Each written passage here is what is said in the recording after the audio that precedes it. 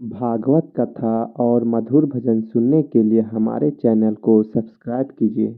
आजकल के बच्चे क्यों बिगड़ रहे हैं? क्यों? क्योंकि खान पान बिगड़ रहा है।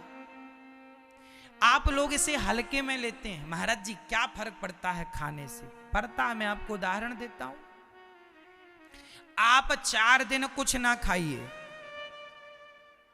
आप 4 दिन कुछ ना खाइए, तो क्या 4 दिन कुछ ना खाने से आपके अंदर सोचने की, निर्णय लेने की कोई क्षमता रह जाएगी? बोलो, क्या आपको खड़े होने की हिम्मत रह जाएगी? नहीं। आज हम जो भी सोच रहे हैं, अच्छे या बुरे जो भी डिसीजन लेते हैं जिंदगी से जुड़े हुए, वो सारे सोचने समझने निर्णय लेने की क्षमता आखिर आ कहां से रही? वो एनर्जी कहां से आ रही है? बोलो मेरी मां, भोजन से? हां या ना? सही कह रहे हैं या गलत?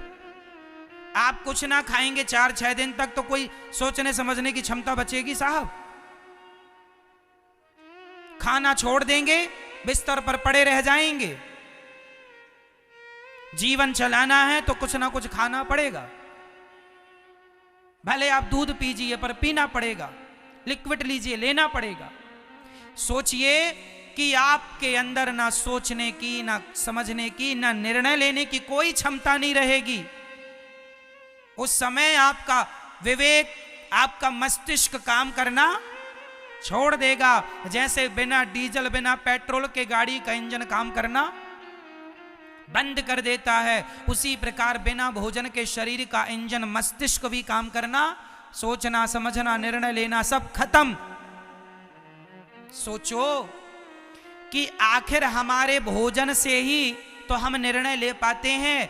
तो जैसा अन्न होगा, आप गंदा अन्न खाएंगे, गंदा मतलब पाप का, गंदे का अर्थ है पाप का।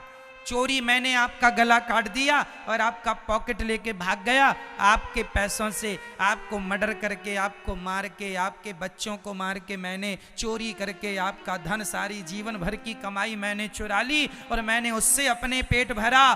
तो मेरी बुद्धि उस अन्न से बनी है, तो वो बुद्धि हमेशा गलत ही रहेगी।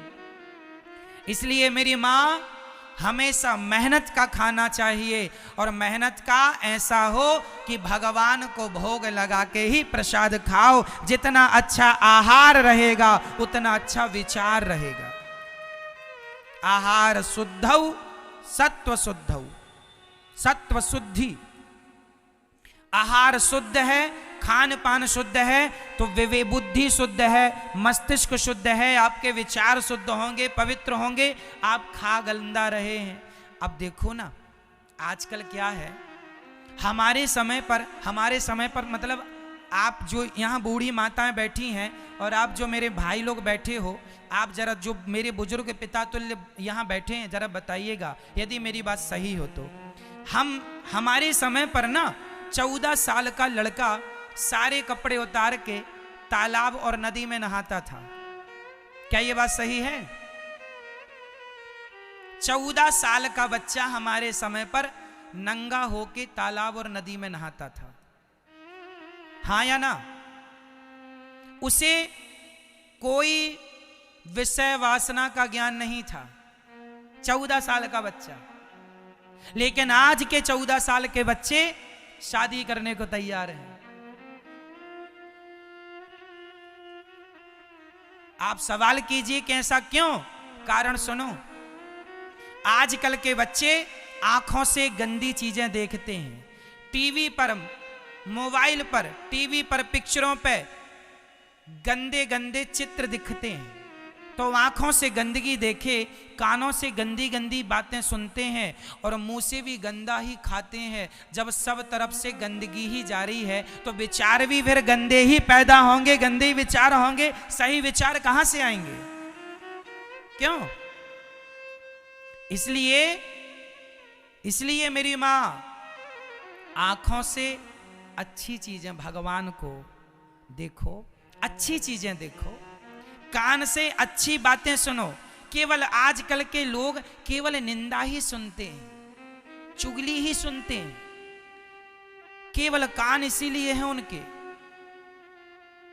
तो कान केवल कथा में लगाओ, अच्छी बातें करो, अपने बिजनेस व्यापार की बातें करो, अपने भविष्य की बातें करो, कोई काम की बातें करो, दो पैसे कैसे अच्छे से कमा पाओगे, कैसे व्यापार सफल, बिजनेस सफल बना पाओगे, उनकी बातें करो।